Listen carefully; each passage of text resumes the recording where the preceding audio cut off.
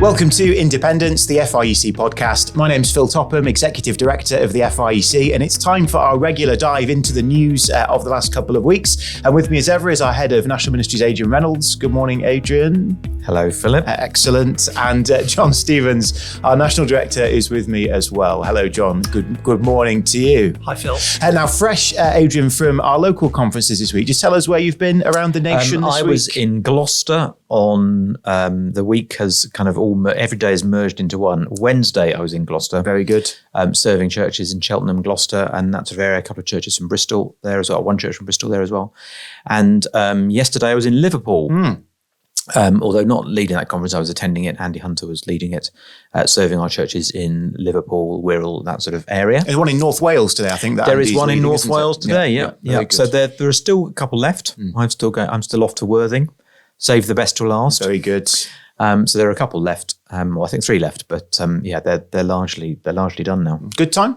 Yeah, very good time. And some common narratives in churches, actually. The common narratives are there are some tricky pastoral things that we're really wrestling with that have come to the surface over COVID or just out of it.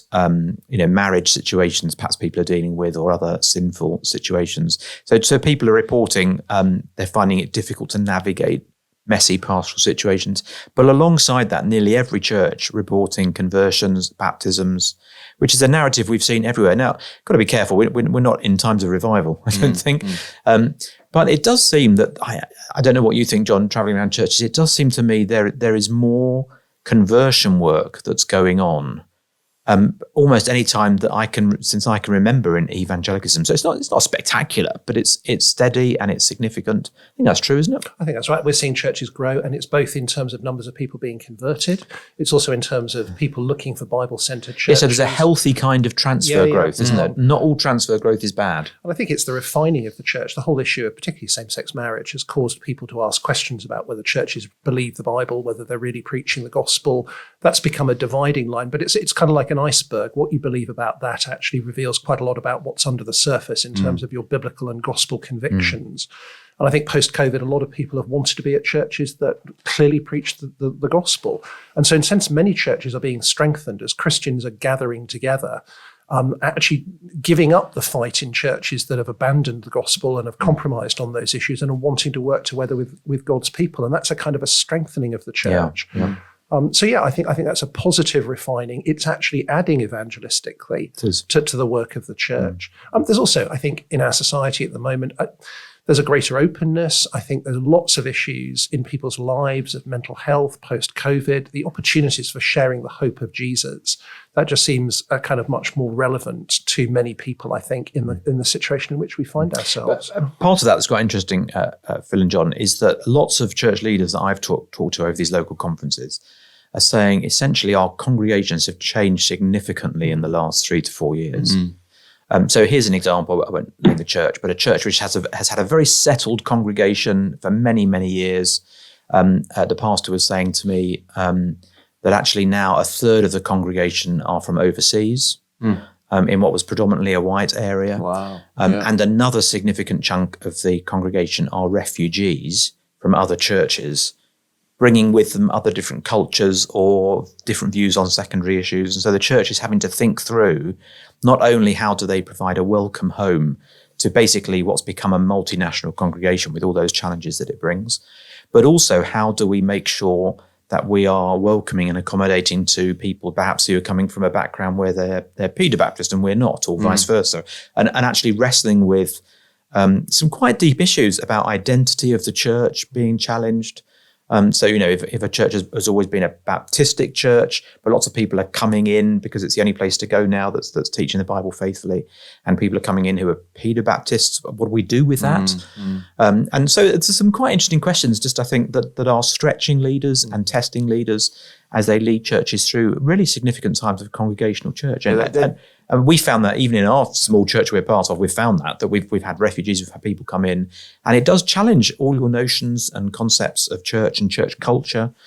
You could put your bases of faith together probably with people coming in, say, oh, we believe this. Say, yes, we believe that too. That's fine. But actually people coming in with different cultures and backgrounds does challenge leadership, I think. It's a different pastoral challenge for everyone thinking about what they do. Yeah, it's an exciting one, isn't it? It's exciting one to wrestle with. But I think the fact that it's different is in itself a challenge, isn't it? Because it's not what you've been doing before. John, we met with the trustees earlier this week. That was an encouraging time. Yeah, it was a great time. I mean, the FIEC is an organisation that's sort of led by its churches. So we are an association of churches. We, the staff, serve the churches and work for them. And that authority of the churches is mediated through the trust board, kind of 12 trustees who are elected by the churches to serve in that capacity. They oversee our policies. They make sure that we act in line with those. So we meet 3 times a year for 24 hours to talk about the work and ministry of FIEC. And it's a reminder that we formally are under the authority of the trustees and under the authority of the churches. So yeah, it's a really helpful kind of time. We're chaired by Ian Jones, who's pastor of Rotherham Evangelical Church. He preached at our 100th anniversary service a couple of weeks ago. Yeah. And yeah, lots of good things. I was able to report on things that were developing in FIEC that we're really encouraged about. I think the growth of our local directors scheme is one of the really big things that's happened since our last kind of trust board meeting. It was great to be able to say how we've been able to appoint new local directors, and indeed we've received gifts and money to enable us to continue to grow the number of local directors. So yeah, that was a hugely encouraging time. And looking ahead, landed this week in the post, should be Leaders Conference brochure. So if you've not booked yet for the Leaders Conference, do look out for that. The brochure should have arrived in the post with you this week at churches and with pastors and members of our pastors network. So the early bird deadline is the end of June, I think June the 30th. Yep. That's when you can get up to 40, a couple of weeks. Yeah, that's when you can get up to £40 off your conference pass. So £210 till the end of June. So do have a look at that. All the speakers are listed in there. And we look forward to seeing you in November for Ministry of Justice, which is the title of our Leaders Conference in November. Fantastic. Well, that's where FIEC is at. Let's talk about some things going on in the news this week. I want to start with what's coming out of Uganda. So this has happened over the past couple of weeks, where the government in Uganda have criminalised homosexuality. And that has caused a whole bunch of different reactions from Christians, both Christians there and Christians around the world, Christians of different stripes, not just of Anglican colours. Lots of people have been saying lots of different things about this law. Interestingly, this morning, the Archbishop of Canterbury has published a statement that he's written to the Archbishop of Uganda to express his dismay that the Archbishop of Uganda and the Ugandan Anglican Church is backing the criminalisation of homosexuality. What do we make of this? I think we should come to what position we should take and what we should think about it. But first of all, reaction to this news. Well, I think the first thing to note is that actually homosexuality was already criminal in Uganda, so it's not the introduction of criminalisation in Uganda. Oh, it's strengthening of it, so is it? It's a strengthening of the penalties. Oh, I beg your pardon. So, right. It's important to note that. And actually, it's important to note there are quite a number of countries around the world where homosexuality is kind of criminalised, and quite a number of countries, particularly Islamic countries, that have very harsh penalties, including the death penalty for homosexuality. So that's a position around the world. So in Uganda, I think the key things that have happened is for consensual adult homosexual relationships, they were criminalised already, but the penalty has now been increased to life imprisonment. And the death penalty has been extended to situations where somebody knowingly infects somebody else with HIV, and indeed to a kind of child sort of homosexual kind of relationship. So essentially, it's a harshening of the penalties in a couple of kind of areas. But it was welcomed by the church in Uganda. Well, that was the point, isn't it? Yeah, absolutely. I mean, Uganda is a sovereign state, and this is a decision that's been made by the Parliament of Uganda in accordance with the laws of Uganda. So Uganda has chosen that this is what it wants to do. I think the surprise has been that this has been supported by the churches in Uganda, particularly the Pentecostal churches, and also the kind of Anglican church. The Anglican bishop, Archbishop of Uganda, wrote to the president to thank him for what he was doing in introducing this anti-homosexuality law. And I think that's what's been so controversial, is the Christian support for the introduction of these it's not penalties. Controversial. So I'm going to play devil's advocate here a little bit, because I think people who, in our churches, maybe some leaders too, who are reading their Bible cover to cover, they're reading what especially the law has to say about homosexuality, how the kind of the sexual immorality is seen in such a negative light in the New Testament. And they would say to John, well, what's wrong with Christians getting behind that? Actually, come on, you've got a Bible too. It's there in front of you. What is the big problem?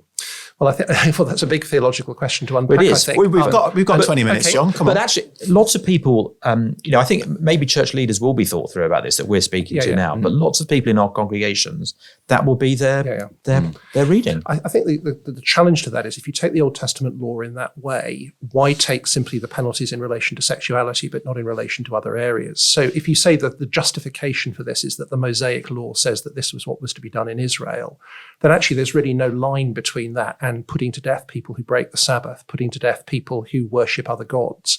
So at one level, I think you can't simply pick and choose which aspects of the Old Testament law and its penalties apply today. So it seems to me biblically, the death penalty is given in Noah to the whole of humanity for murder. But we need to recognize that the Mosaic law was given specifically to the people of Israel who lived under it. It wasn't given for humanity as a whole. It was to do with ensuring that the people of God were a holy people and were able to be a priesthood to the world. And actually, as the story unfolds in the Old Testament into the New Testament, that is in a way carried over into the New Testament church. But those penalties become excommunication from the church, that in the Old Testament, those penalties were all about being cut off from the people. In the New Testament, that's paralleled by being cut off from and put off from the church. So I think a reading of how God's commands work out in the present is very different from kind of the Mosaic period and the situation that we're in today. So yes, God does authorize those penalties, and in a way they anticipate the ultimate final judgment when there will be the death penalty for all sin.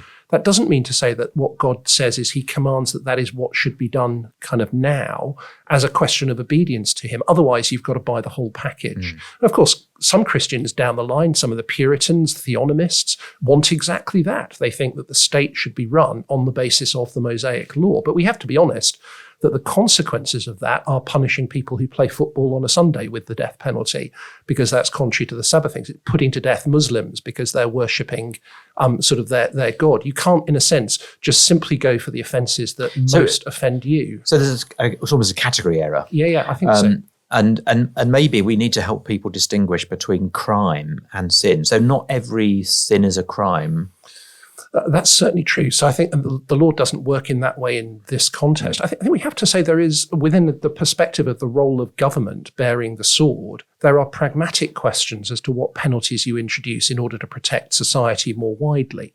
So I think when we think about society and the criminal law, the mistake is to think that God's law for Israel determines what the law should be in the state at this particular time, that can't be mapped over in quite that way. So on the argument of this criminalization of homosexuality, and particularly the death penalty, that raises kind of political questions, pragmatic questions of whether or not that's needed, whether or not there's a deterrence that's necessary there, the seriousness of the situation in society.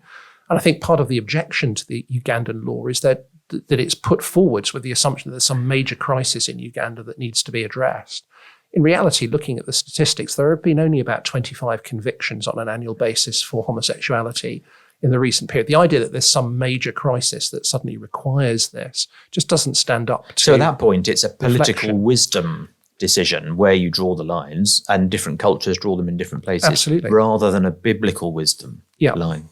So how should Christians respond to this then? What advice would you give to those listening? We've covered a couple of things, but what is a pastoral response to this? Is that the response given by the Archbishop of Canterbury in his statement this morning? Is it something else? Should we be asking for laws like this in our own land? I think we've already said the answer to that's no, but how should we respond to this? Well, it seems to me the church has been trying to navigate how do we manage to hold clearly to biblical teaching on human sexuality, that sex is only appropriate for kind of marriage, work that out in a society in which large numbers of people are kind of unbelievers, when we're living in this current situation, and navigating the challenge of the church being able to maintain its biblical teaching on homosexuality so that the church doesn't sort of marry those people in gay relationships and same-sex relationships, that the church can exercise church discipline appropriately against those who are unrepentant, put them out of the community of the church. But that doesn't necessarily flow over into society. And at the same time, wanting to recognize the dignity of all people and not to fall into homophobia, because I think the great danger here is that attitudes can be driven more by homophobia than by real risk, by the need for real deterrence, and we automatically default to that. So how do we navigate wanting to maintain for the church God's biblical teaching on human relationships, not just homosexuality, but more widely, as against avoiding sort of a homophobia in society, which treats people in a way that doesn't respect their human dignity? And in some ways, the Archbishop of Canterbury's statement today, I think, is very good. He writes to the Archbishop of Uganda, basically says to him, the position that you've taken is contrary to Anglican teaching. So obviously within the Anglican Church, there's been a lot of debate about human sexuality. GAFCON, Global Anglicans, have rightly stood together for the biblical teaching that sex is only appropriate for marriage and that homosexuality and same-sex marriage can't be welcomed by the church. But I think the Archbishop actually points out that the very decisions of the Church of England affirming that position also reject homophobia. So let me just quote from this. He writes sort of this here. The Church of Uganda, like many Anglican provinces, holds to the traditional Christian teaching on sexuality and marriage set out in Resolution 110 of the 1998 Lambeth Conference. That resolution also expressed a commitment to minister pastorally and sensitively to all, regardless of sexual orientation, and to condemn homophobia. I've said to Archbishop Kazimba that I am unable to see how the Church of Uganda's support for the Anti-Homosexuality Act is consistent with its many statements in support of Resolution 110. Now, I'm not an Anglican, but actually in many ways, Resolution 110 would reflect what I think is a right biblical approach. On the one hand, it upholds biblical teaching about human sexuality, but at the other side, it does say you've got to sort of minister pastorally and sensitively to all, regardless of sexual orientation, and to condemn homophobia. And we must say that in the UK, let's just recognise as well, in the UK, obviously, paedophilia, having a sexual relationship with a child, is criminalised, not with the death penalty. And actually, knowingly infecting somebody with AIDS is criminalised. So those things can be rightly punished under our law, but not under a kind of a particular homophobic expression of that. So you would describe it as homophobic, what's happened in Uganda? I think it seems to be deliberately targeted at the gay community in a way that is not needed, that doesn't seem to reflect the dignity of those people. And I think it's more about the question of how the church has responded to that. And it seems that the church has acted in a way that seems to be supporting something that is homophobic. For us, Phil, I think as leaders in churches, local churches, this is a kind of macro discussion, which is interesting, goes to the heart of actually how we apply the Bible to our moral life and political positions we might take. But I wonder if it's just worth reflecting briefly on the fact that at a micro level at the local church, I think this is increasingly going to be a challenge for us to think through pastorally. How actually do we treat a gay couple that come to start attending church, for example? What do we do when a gay couple with children who are perhaps married under law, even though we wouldn't recognise that as a valid marriage biblically, how do we treat them when one of them becomes a Christian? What do we say to them? How do we help them navigate that? And we've always had those kinds of issues. In the past, it might have been perhaps a cohabiting couple, one of them is converted, and how do we help them through that? And so there have always been these messy, tricky pastoral situations. And I think one of the challenges we're thinking about these macro issues is that we're very black and white about, I agree with this, I don't agree with that. But actually when, we normally say Bob and Sue, when Rita and Sue come to church, or when Bob and Bill come to church with a family perhaps, and one of them is wonderfully converted, how do we pastorally help them through and help the church nurture them and help them and disciple them? I think at that point, these become quite tricky pastoral questions. And I think we've got to be prepared for that. We mustn't be so black and white that actually we don't allow any room around the edge for helping people grow in their faith, work out their faith, especially when they're new converts who are coming from particular lifestyles. I think it's worth emphasising that FIEC doesn't have a particular position on this. We do have an ethos statement on the issue of kind of same-sex relationships, which makes very clear that we believe sex is only appropriate for kind of marriage. We can't support same-sex marriages. We can't perform same-sex marriages. We can't bless same-sex relationships. We believe that reflects. We do have a view on that. Teaching. So we do have a view on that. So FIEC has clear views on some things, but within that, there's a diversity of view. So across FIEC, there'd be a diversity of views as to the relevance of the kind of the Old Testament law for contemporary kind of society and how that works out. There may be a diversity of views even on laws like this within the wider FIEC kind of group. So there isn't a kind of an FIEC policy on this. We're expressing our kind of personal views and how we engage with this particular issue and try to think it through. Although I have to say, I think it'd be inconceivable that FIEC as a group would be supportive of something like that and would want to promote laws like that in quite the way that, for example, the church in Uganda sort of has done. It's a great pastoral challenge for us, and we need to engage with it wisely, don't we? A good podcast come out this week with Andy Robinson from Living Out. We'll put that in the show notes. That's worth listening to as we think about some of those pastoral challenges and how we can rightly address them in our churches. Let's move on to talk about an extraordinary story coming out of the United States overnight. Well, it's about Donald Trump. They're always relatively extraordinary, aren't they? But it seems he's going to be arrested on Tuesday after being charged with mishandling classified documents. We're not quite sure what these charges are. The way it works in the States is you get told you're being charged and then you get arrested. So he's got a court date, I think, on Tuesday. I think there's a bit more information than that, because I think we've been told that the charges break down into of having classified documents, but then also of lying and obstructing an investigation. Yeah, but we're not sure of the framing of each of them. But yeah, in those kind of categories, there's a number of things we could explore here. I think the first thing we want to say is that people have to remember that nobody's above the law. Well, that's true. Also, you ought to remember you're innocent until proven guilty. He said, by the way, he says he's innocent. I should have said that. So there is. He says he's done nothing wrong. With Trump, there is a rush to condemn guilt, and I think we've got to let process work through. And again, I think it is just a reminder. Some of the things that have been said that even the judicial system in America is highly politicized. So we mustn't forget that. So we just need to let these things take their course, don't we? I mean, that is interesting because it's being framed as a current president indicting his potential challenger in the next election, which is interesting. I mean, that's a narrative that suits some of the protagonists. So it's not overly surprising.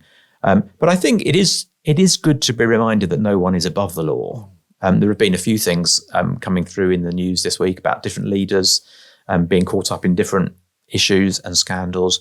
And it is just good to remember that because you're in a position of power and authority doesn't give you an excuse to not obey the laws of the land. And I think as Christian leaders, we've always got to be careful, obviously not on this scale, but thinking that we're somehow above, what the normal operation of church might be. We don't need to be part of the normal operation of church or submit to, the things that we expect other people to submit to. I think part of serving others is also putting ourselves alongside others and making sure that actually we're preaching the gospel to ourselves as well as preaching to others.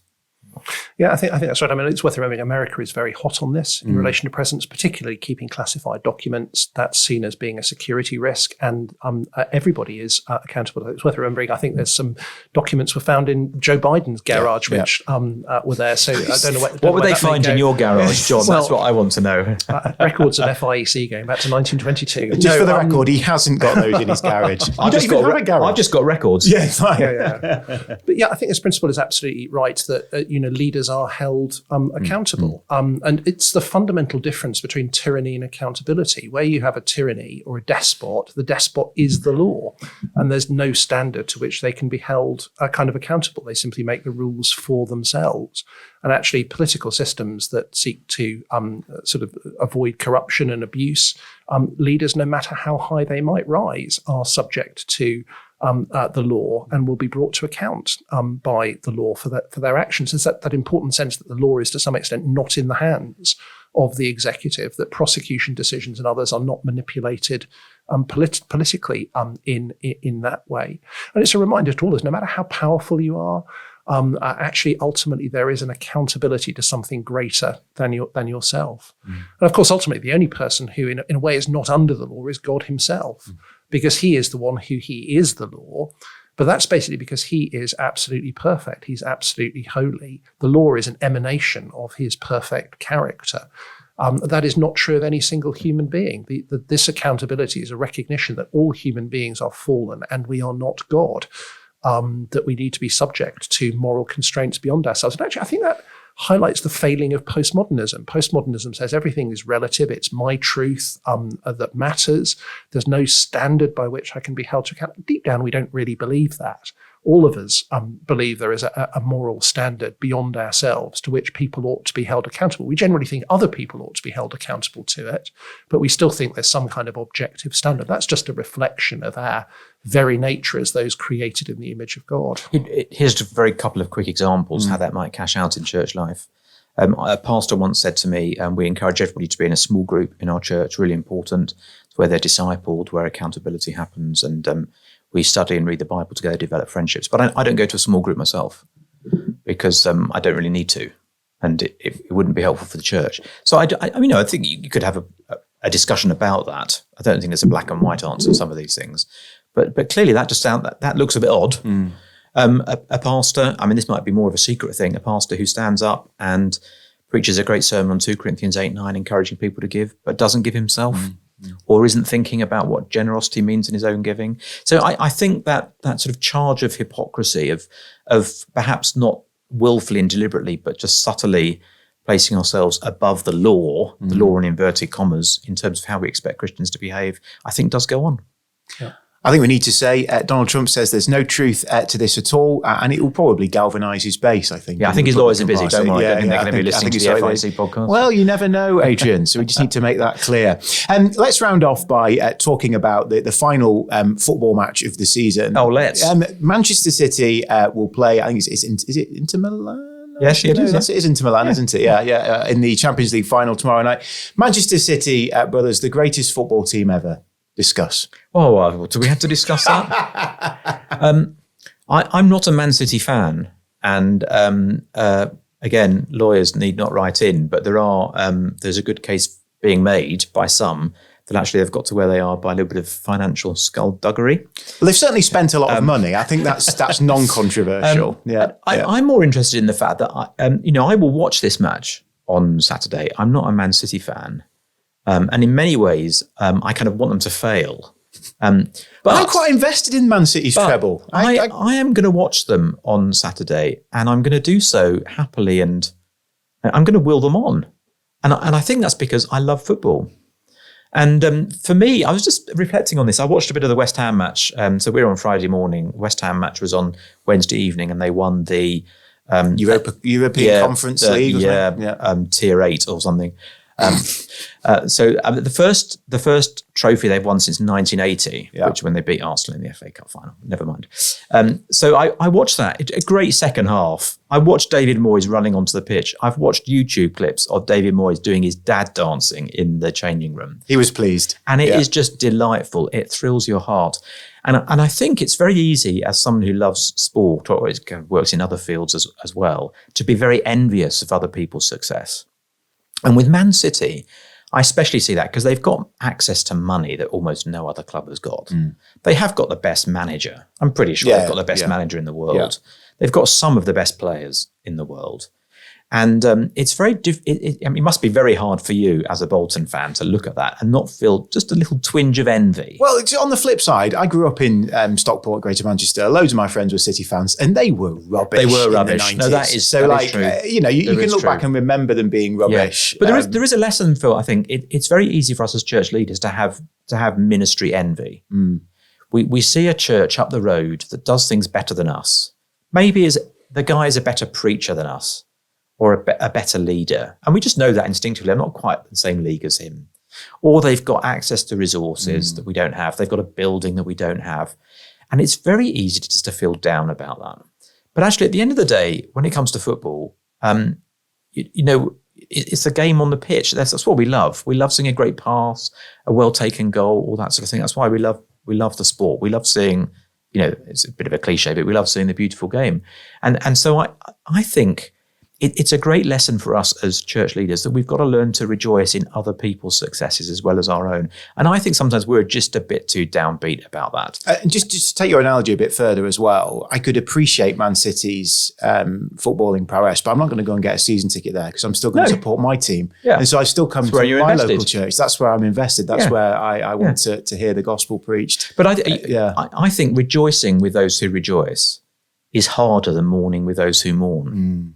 And actually sharing our woes and our sorrows when leaders get together, they can be a bit of a pity party, can't it? And we can sort of talk about all the things that aren't going well. But actually, the discipline, I think it's a spiritual fruit. Actually, I think it's part of the fruit of the Spirit. That the fruit of finding joy in what the Lord is doing in others, even if they're up the road. So I was a pastor of a tiny church. We didn't have any baptisms for 5 years, and I spent a bit of time with a pastor just up the road in a large FIEC church. They had baptisms every, 2 or 3 months. And it's very hard not to get envious of that and to get a little bit bitter about it. Say, Lord, why not here? But actually the right thing to do is to say, Lord, that's great. Brilliant news. So I think the discipline for us as leaders of learning to rejoice with those who rejoice is a much underrated value. Cheer on Man City, John, on Saturday. This is one of those areas where I probably don't have much to contribute. The Ashes is coming up. The Ashes is coming up. Just a couple of observations, I think. There's no doubt that with Manchester City, you can see that the skill and the ability that's demonstrated there, which is absolutely outstanding, and it's the top of their game. I think I just want to reflect that I think from a perspective of the gospel, we need to remember Christianity is a grassroots game. And I think one of the dangers of sport is it focuses all the attention on the elite and those who have that sort of status. Whereas actually, in a sense, there's the grassroots health of the game, the kind of the kick around in the local kind of park is in a way just as important. And from a gospel perspective, that's actually what we want to see. Bolton Wanderers. At that level. And I think how you build a team like Manchester City, at one level, I think we can see that, and you can see all the lessons of how it's done. You basically have a patron with a large amount of money who buys in a best manager, who buys in the best players, who kind of gets the sponsorship for the shirts. It's actually not difficult to build something in that way. And you can build mega churches with a bloke with money who buys in the best of everything to bring it together. And at one level, yes, that is then great. But that's not available to the vast majority of church contexts, and it can easily be corrupting in terms of the patron power and the impact that has. So, local churches, it's about raising up your people. In some sense, I kind of reflect on the Manchester United team of the early 1990s, which out of the academy had an astonishing group of young players Class of 92, who were brought forwards and raised up. At one level, that's an extraordinary homegrown kind of talent. And in some ways, that's what you want to see happening in local churches, is people being raised up who are gifted for gospel ministry. So I think there's a danger in the Christian world that we focus on those that are elite, big, appear dynamic. It's the danger of the Premiership everywhere. Everybody wants to watch that. That's where all the money is. That's the equivalent of the people all wanting to listen to the mega preachers. And you can do that now on the internet in a way that wasn't possible even in football in the 70s and 80s when you had to go to the ground, or it was relatively little coverage on television. So I think there are some questions. I just want to, you've got to both honour that which is really good, not necessarily draw wrong lessons from that as to what you're to do in the local church, and to absolutely value just the ordinary ground level kind of game that is mass participation, because that's essentially what the gospel is working to. That's helpful. What an incredible more lessons from Harbour's number one footy fan next week. What a great encouragement to finish. We will see if Manchester City get the treble, but that is a great reminder. Well done, West Ham. And well done, West Ham. And we praise God that grassroots churches all around the country will be preaching Christ faithfully this weekend. So that's good news, isn't it? Thank you for listening to In the News. It's been Independence, the FIEC podcast. Do rate, leave a review so others can find it if you enjoyed it. And we'll look forward to speaking to you again soon.